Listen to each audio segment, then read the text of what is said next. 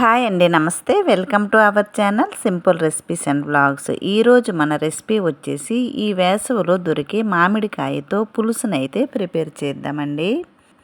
Simple వేలో టేస్టీగా ఉండే ఈ పులుసును ఎలా ప్రిపేర్ చేయాలో చూసేద్దాం. మరి లేట్ చేయకుండా వీడియోలోకి అయితే వెళ్ళిపోదామండి. సో స్కిప్ చేయకుండా వీడియోనంతటిని చూసేయండి ఫ్రెండ్స్. ఈ పులుసు చేయటానికి నేనైతే ఒక పెద్ద మామిడికాయను తీసుకున్నానండి. ఈ మామిడికాయను తొడిమి తీసి 2-3 సార్లు శుభ్రంగా కడిగి కుక్కర్లో వేసి తగినన్ని నీరు వేసి 4-5 విజిల్స్ వచ్చేంత వరకు ఉడికించుకోవాలి. 4-5 విజిల్స్ వచ్చిన తర్వాత దీన్ని పూర్తిగా చల్లారనివ్వాలి. చల్లారిన తర్వాత ఈ మామిడికాయ పొట్టు తీసి చేత్తో కానీ స్పూన్ సహాయంతో కానీ ఈ మామిడికాయ గుజ్జునంతటిని తీయాలి. చూడండి, ఈ వీడియోలో చూపించిన విధంగా నేనైతే చేత్తో ఈ మామిడికాయ గుజ్జునంతటిని తీసానండి. ఈ మామిడికాయను మెత్తగా ఉడికించుకున్నాం కదండి, ఈజీగా ఈ గుజ్జు అయితే వచ్చేస్తుంది. ఇలా కాకుండా మామిడికాయను ముందే పొట్టు తీసి చిన్న చిన్న పీసెస్లుగా కట్ చేసి కుక్కర్లో వేసి మెత్తగా ఉడికించి కూడా చేసుకోవచ్చు. చూడండి, ఇక్కడ నేనైతే గుజ్జునంతా తీసి టెంకను పారేయాలి. తరువాత మరీ మెత్తగా అవ్వటానికి కవ్వం సహాయంతో మెదుపుకోవాలి. ఇప్పుడైతే పులుసును ప్రిపేర్ చేద్దామండి. దీనికోసమైతే స్టవ్ పైన ప్యాన్ పెట్టి 2 స్పూన్ల వరకు ఆయిల్ వేయాలి. ఆయిల్ హీట్ అయిన తర్వాత సోంపు, జీలకర్ర, ఆవాలు అలాగే చిటికెడు మెంతులు వేయాలి. ఈ పోపు దినుసులు చిటపటలాడిన తర్వాత దీనిలో కచ్చాపచ్చాగా దంచుకున్న వెల్లుల్లిని వేయాలి. ఈ వెల్లుల్లి కొద్దిగా వేగిన తర్వాత దీనిలో 2-3 ఎండుమిర్చిని వేయాలండి. తరువాత పెద్ద ముక్కలుగా కట్ చేసుకున్న 2 ఉల్లిపాయలను 4-5 పచ్చిమిర్చిని కట్ చేసి వేయాలి. ఈ ఉల్లిపాయలను పూర్తిగా వేగనివ్వకూడదండి, పచ్చిగా ఉన్నప్పుడే బెల్లంను వేయాలి. పులుసు చేసినప్పుడు ఉల్లిపాయలు పచ్చిగా ఉంటేనే బాగుంటుంది. తరువాత దీనిలో టేస్ట్కి సరిపడా బెల్లంను వేయాలి. మామిడికాయ పులుపుని బట్టి బెల్లంను వేసుకోవాలండి. ఆ తరువాత దీనిలో కొద్దిగా కరివేపాకు వేసి మూత పెట్టి ఈ బెల్లమును కరిగించుకోవాలి.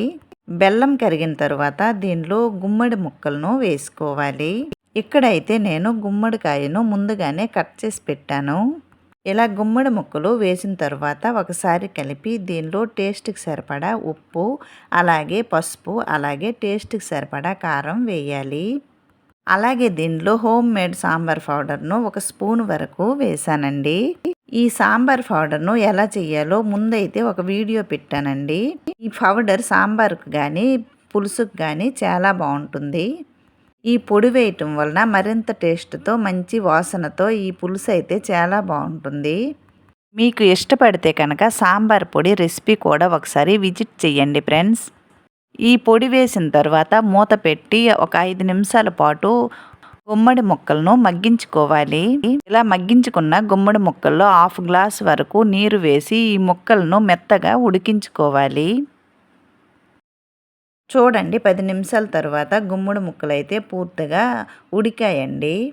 ఇలా గుమ్మడి ముక్కలు ఉడికిన తర్వాత దీనిలో మనం ముందుగా మామిడి గుజ్జును తీసుకున్నాం కదండి, ఈ మామిడి గుజ్జును దీనిలో వేయాలి. ఈ మామిడి గుజ్జు మరీ చిక్కగా అనిపిస్తే దీనిలో ఒక 1/2 గ్లాస్ వరకు నీరు యాడ్ చేసి ఈ పులుసును ఉడికించుకోవాలి. గుమ్మడి ముక్కలను ముందుగానే ఉడికించుకున్నాం కదండి, అలాగే మామిడికాయను కూడా ఉడికించి గుజ్జు తీసుకున్నాము. అందుకని ఈ పులుసును ఎక్కువసేపు మరగనివ్వకుండా ఒక 5 నిమిషాల పాటు మరిగించుకోవాలి. మామిడి గుజ్జు వేసిన తర్వాత మరికొద్దిగా కరివేపాకును వేసి అలాగే 1 స్పూన్ వరకు కొబ్బరి తురుమును వేయాలి. మీకు ఇష్టపడితేనే కొబ్బరి తురుమును వేయండి, లేదంటే స్కిప్ చేసేయండి. కానీ కొబ్బరి తురుము వేయటం వలన పులుసు మరింత టేస్టీగా వస్తుందండి. ఇలా కొబ్బరి తురుము వేసిన తర్వాత 1 నిమిషం పాటు పులుసును మరిగించి తరువాత సర్వ్ చేసుకుంటే ఎంతో టేస్టీగా ఉండే మామిడికాయ పులుసు అయితే రెడీ అయ్యింది.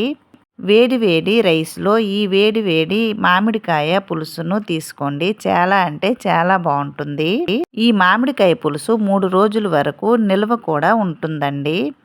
ఈ గుమ్మడికాయ ఇష్టపడిన వాళ్ళు గుమ్మడికాయ ప్లేస్లో ఆనపకాయతో కూడా ఈ మామిడికాయ పులుసును చేసుకోవచ్చండి. ఆనపకాయతో కూడా చాలా బాగుంటుంది. మీకు ఏ వెజిటేబుల్ ఇష్టపడితే ఆ వెజిటేబుల్స్తో ఒకసారి ఈ మామిడికాయతో పులుసునైతే ప్రిపేర్ చేయండి ఫ్రెండ్స్, చాలా బాగుంటుంది. తప్పకుండా ట్రై చేస్తారు కదండి. అలాగే ఈ రెసిపీ నచ్చినట్లయితే లైక్ చేయండి, షేర్ చేయండి. ప్లీజ్ ఈ ఛానల్ని సబ్స్క్రైబ్ చేసి సపోర్ట్ చేయండి. మరో మంచి వీడియోతో మళ్ళీ కలుద్దామండి. Bye friends.